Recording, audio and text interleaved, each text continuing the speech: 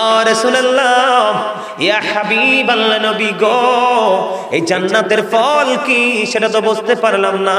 আমার নবী হাদিস শরীফের মধ্যে এসেছে, আমার নবী বলেছেন সুবহানাল্লাহ ওয়ালহামদুলিল্লাহ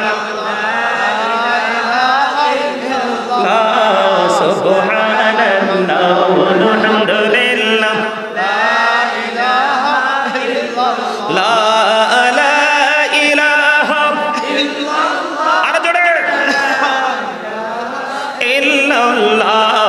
নবী আমার নূরের ফুতুল, জগৎ করলেন ও জালা।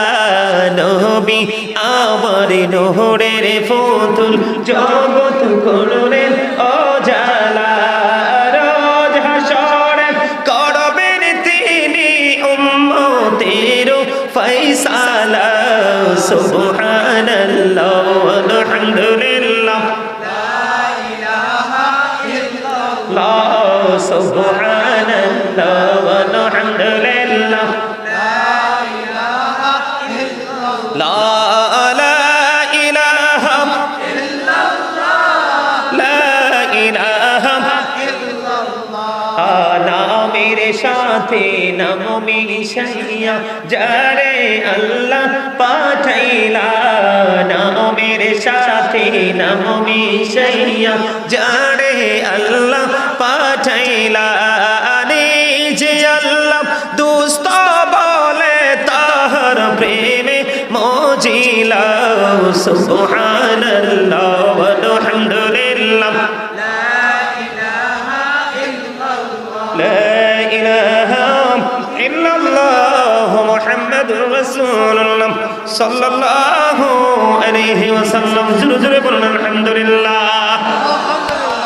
আসলে কন্ত জিকিরটা কি ভালো লাগছে না? ভালো শুধু লাগছে না, আমার মনে হয় যে যদি শরীরটা কুলাইতো, আমার মনে হয় অল টাইম অলওয়েজ করতে পারতাম। এত মজা আমার কাছে লাগলো। আমার আমেরিকা থেকে আমার এক ভক্ত কি বলে জানে, আমি পৃথিবীতে অনেক আলেমের সুবহানাল্লাহ জিকির শুনছি, আপনার এটার মতো তো মিষ্টি বৃদ্ধ আমি এখনো পাই নাই। আলহামদুলিল্লাহ বলেন না? আপনি যখন নিজে থেকে আল্লাহ রাসূলকে ভালোবেসে কিছু করবেন, এটা এমনিটি অটোমেটিক্যালি মধুময় হয়ে যাবে। আর আপনি যখন দেখবেন যে আসি আসি নাই নাই জাস্ট ফর্মালিটি, তখন দেখবেন এটাতে স্বাদও নাই গন্ধও নাই। ঠিক কিনা বলেন? আর প্রেম নিয়ে যেটা করবেন দেখবেন এটা আপনার মনের অজান্তেই মধুময় হয়ে গেছে। আগে আমল করার আগে প্রেম করতে হবে, কারণ প্রেম নিয়ে যখন করবেন এটাই হবে 100%। আর প্রেম ছাড়া করলে লবণ শূন্য খাবারের মতো। লবণ না দিলে খাবার মজা লাগে? খাইতে পারবে? ওরে বাপরে, এখানে একটা রাডার আছে, এটার নাম কি? ওরে বাপরে বাপ, এটা এত পাওয়া, এটা দেখতে এখানে টাচ করতে দেরি সে বুঝতে পারে এটা কি গ্রহণযোগ্য হবে ভিতরে ঢোকার মতো। যদি না হয় এটাকে আউটসাইড এসে স্থানান্তর করে দিবে। ঠিক না বলেন? তো ঠিক লবণটা না দিলে যেমনি খাবারটা মজা হয় না, ঠিক প্রেম ছাড়া যখন আপনি আমল করবেন কোনোদিন আপনি সফল হতে পারবেন না। আজকে আমি আপনাদেরকে বলি, নামাজ পড়ার পরে নিজের অন্তরের দিকে, নিজের কলবের দিকে চক্ষু বন্ধ করে একটা নজর দিবেন। যদি দেখেন এখানে প্রশান্তি চলে আসছে, আপনি মনে করবেন আল্লাহর দরবারে কবুল হয়ে গেছে।